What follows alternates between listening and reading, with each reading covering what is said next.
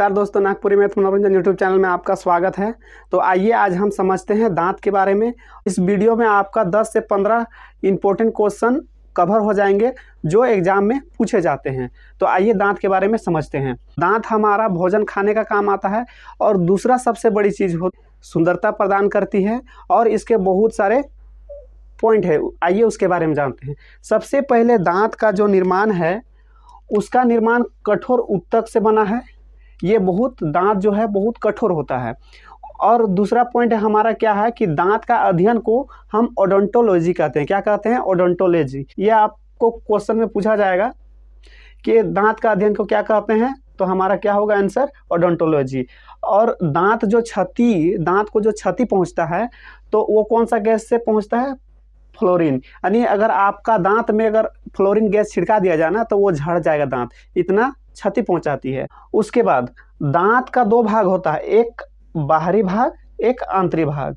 दांत का बाहरी भाग इनामल का बना होता है और ये इनामल कैल्शियम एपेटाइट का बना होता है, जो कि दांत सबसे कठोर होता है। सबसे मजबूत नहीं, सबसे मजबूत हमारा जबड़ा होता है और सबसे कठोर हमारा क्या होता है? इनामल, जो कि दांत का ऊपरी भाग है। आंतरिक भाग जो होता है डेंटाइन का बना होता है और ये जो डेंटाइन बना होता है कैल्शियम फास्फेट का। नॉर्मल आपसे बात किया जाए कि एग्जाम में पूछा जाता है कि दांत किससे बने होते हैं, तो आपका आंसर होगा कैल्शियम फास्फेट का। ठीक है। दांत का बाहरी भाग को क्या कहते हैं? इनामल, जो कि सफेद कलर का आपका दिखता है और उसके अंदर जो भाग बना होता है वो डेंटाइन का होता है। तो डेंटाइन दांत में 80 से 85% पाया जाता है और बाकी इनामल होता है। उसके बाद देखिए दूध के दांत यानी उग करके दोबारा टूट जाता है और दोबारा फिर निकल आता है, उसको दूध का दांत कहते हैं। तो हमारा जीवन में दूध का दांत 12 साल के आयु में टूट जाता है और दोबारा वो निकल आता है। तो कितना दांत टूटता है? तो हमारा 20 ऐसा दांत जो है एक बार आने के बाद टूट जाने के बाद फिर दोबारा निकल आता है, यानी कि दोबारा निकलता है। आपसे पूछा जाएगा कि मनुष्य में दोबारा कितने दांत निकलते हैं, तो हमारा 20 ऐसा दांत है जो कि दोबारा निकलता है। उसके बाद हमारा अगला पॉइंट है जीवन काल में दांत, यानी कि आपसे क्वेश्चन पूछा जाएगा कि मनुष्य के जीवन काल में कितने दांत निकलते हैं। तो हमको पता है कि सभी मनुष्य में 32 दांत होते हैं और जो कि 20 है दोबारा निकल जाता है। तो जीवन काल का बात होगा तो आपका आंसर हो जाएगा कितना? 52। 32 पहले से था, फिर टूटने के बाद फिर दोबारा 20 निकल आया, तो कितना निकला जीवन काल में? 52 दांत। समझते हैं दांत के प्रकार। तो दांत 4 प्रकार के होते हैं। पहला दांत का प्रकार है कृंतक। कृंतक को इंग्लिश में कहते हैं इंसीजर। और इंसीजर का पहला काम क्या है? भोजन को काटता है। आप देखे होंगे ठेला वगैरह में जहाँ चौमिन चाट रोल ये सब बिकता है, वहाँ रोल बना के देता है तो लड़की सब क्या करती है, आगे वाला दांत में ऐसे करके काटती है ना, तो वो हो गया हमारा इंसीजर। ठीक है। इंसीजर को नोज टीथ के नाम से भी जानते हैं। क्यों जानते हैं? क्योंकि वो नाक के सीधे में पाया जाता है। ऐसा नहीं बोलिएगा कि किसी का बहुत बड़ा नाक हो जाता है, थोबड़ा नाक, वो बड़ा हो जाता है तो उसके सीधा में नहीं पाया जाएगा। नॉर्मल नाक का बात कर रहे हैं, नॉर्मल नाक का सीधा में पाया जाता है इंसीजर, इसलिए उसको हम कहते हैं नोज टीथ। चित्र बनाया ना, ये ऊपर का है, ऊपर का जितना ऊपर होता है उतना नीचे होता है, यानी कि बराबर बराबर। तो इंसीजर जो हमारा होता है 4 होता है। कितना होता है? 4। यानी देख लीजिए, ये 1 हुआ, ये 2 हुआ, ये 3 हुआ, ये 4 हुआ। ठीक है। इंसीजर कितना हुआ? 4। तो ऊपर 4 नीचे 4, इसलिए हम 4 गुने 2 कर दिए, तो इंसीजर हमारा कितना होता है? टोटल 8 होता है। क्लियर? देखिए दांत का हमारा दूसरा प्रकार है रदनक। इसको इंग्लिश में कहते हैं केनाइन। अब केनाइन का काम क्या है? भोजन को फाड़ता है, यानी फाड़ने का काम करता है और ये मांसाहारी जीव में लंबा होता है। देखे होंगे मांसाहारी जीव में जैसे कुत्ता, शेर हो गया, उसका केनाइन क्या होता है? ऊपर से 2 लंबा होता है और नीचे से भी 2 लंबा होता है, उसको हम क्या कहते हैं? केनाइन। अब केनाइन देखे होंगे आप मूवी सब में, जैसे भूत वाला फिल्म देखे होंगे या चुड़ैल वाला, उसमें क्या होता है कि ऊपर से 2 दांत लटकाया जाता है बड़ा, वो कौन सा दांत लटकाया जाता है? आपका केनाइन। अब केनाइन को हम आई टीथ के नाम से जानते हैं। क्यों कहते हैं आई टीथ?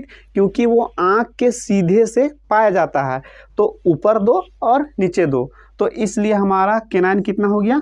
टोटल 4। ठीक है। अब हमारा दांत का तीसरा प्रकार है अग्रचवर्णक। इसको इंग्लिश में कहते हैं प्रीमोलर।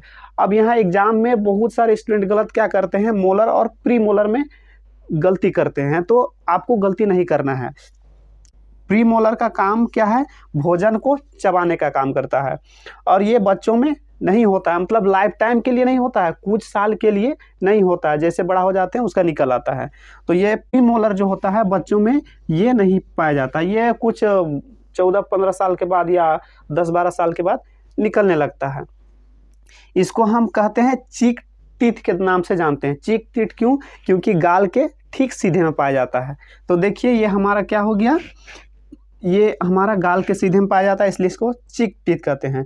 अब ये प्री मोलर कितना होता है, इधर 2 उधर 2, यानी ऊपर में 4 हो गया तो नीचे भी 4 होगा, इसलिए हमारा टोटल कितना हो गया, प्री मोलर 8 हो गया।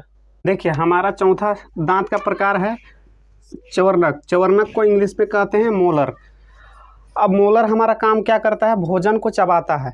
जैसे लड़का लोग गुटखा खाता है तो वो कौन सा दांत से चबाता है, चवर्नक से, मोलर से। वो ऐसे ऐसे चबाते रहता है ना, वो किस दांत से चबाता है, मोलर से। और ये अगला पॉइंट है, थर्ड मोलर बच्चों में नहीं होता, यानी कि थर्ड मोलर ये आपका क्या हो गया, मोलर ना। तो ये जो ये पहला हो गया, ये दूसरा हो गया, ये वाला जो तीसरा है, इधर से तीसरा और इधर से भी तीसरा, ये थर्ड मोलर बच्चों में नहीं पाया जाता है। ये कुछ साल के बाद निकलते हैं, 14-15 साल के बाद निकल आते हैं।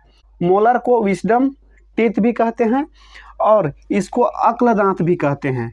बोलते हैं ना गांव देहात में, जब मोलर निकलना, लास्ट वाला निकलना चालू होता है तो कहते हैं इसका दिमाग खुल रहा है। तो देखिए हमारा मोलर कितना है, ऊपर 6 तो नीचे 6, तो हमारा टोटल कितना हो गया, 12।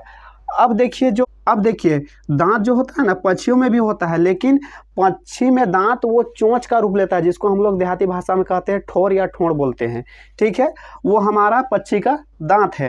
अगला है हमारा हाथी का दांत। तो हाथी का दांत भी होता है, हम जानते हैं, लेकिन जो बहुत सारे लोग बोलते हैं गाँव देहात में, बाहर में जो खरग निकल रहता है ना, 2 ठो, उसको बोलते हैं हाथी का दांत। वो हाथी का दांत है, लेकिन वो उससे खाना नहीं खाता, उससे क्या करता है, हमला करता साइड दुश्मनों से। तो उस दांत को हम क्या कहते हैं, इंसीजर। आप सोचते होंगे कि जो लटका हुआ लंबा लंबा, तो उसको हम केनाइन कहेंगे, जैसे भूतनी वाला बताए थे। वो केनाइन नहीं है, वो क्या है, हमारा इंसीजर है, उसको इंग्लिश में टस्क कहते हैं, ठीक है। अब समझते हैं दांत का सूत्र। अब बोलते हैं क्या सर आप क्या बता रहे हैं, गणित में तो पढ़े थे सूत्र, लेकिन दांत का तो पढ़े भी नहीं किए थे। आप यही गलती की है, दांत का भी सूत्र होता है। क्या होता है सूत्र, incisor comma canine comma premolar comma molar. ऊपर वाला जैसा है वैसे ही नीचे वाला भी होता है। तो ये सूत्र जो होता है ना, इसमें वयस्क के लिए अलग लागू होता है और बच्चों के लिए अलग होता है। तो वयस्क में बताए थे सब पाया जाता है, लेकिन बच्चों में 2 चीज़ नहीं पाया जाता है, प्रीमोलर नहीं पाया जाता है और मोलर में तीसरा मोलर यानी थर्ड मोलर नहीं पाया जाता है। तो वयस्क में दांत सूत्र हम लिखेंगे तो यही हो जाएगा। तो दांत का सूत्र देखिए हमारा होता है incisor comma canine comma premolar comma molar. जो ऊपर होता है वही नीचे होता है सेम। तो इसको सूत्र में लागू करने के लिए क्या कीजिए, इसको 2 भाग में बांट दीजिए। ऊपर का जो दांत है ना उसको 2 भाग में बांट देते हैं। तो देखिए में क्या हो जाता है, इंसीजर का एक है इधर इधर यानी लाइन खींचेंगे उसका इधर, ठीक है। तो इधर कितना हो जाता है, 2 होता है। उसके बाद ये हमारा केनाइन 1 हो जाता है। उसके बाद प्रीमोलर कितना है, 2 है। उसके बाद मोलर कितना है, 3। तो ऊपर जितना हो गया उतना नीचे भी हो जाएगा, यानी 21, 23। ये क्या हो गया, वयस्क यानी एडल्ट का दांत का सूत्र, ठीक है। उसी प्रकार बच्चों में देखिए यहाँ कंफ्यूज क्या करते हैं बच्चों का दांत का सूत्र में, कि यहाँ बच्चों हम बताए थे इंसीजर तो होता ही होता है, 2 ठो होता है ना। उसके बाद हमारा क्या है, केनाइन 1 होता है, हम जानते हैं।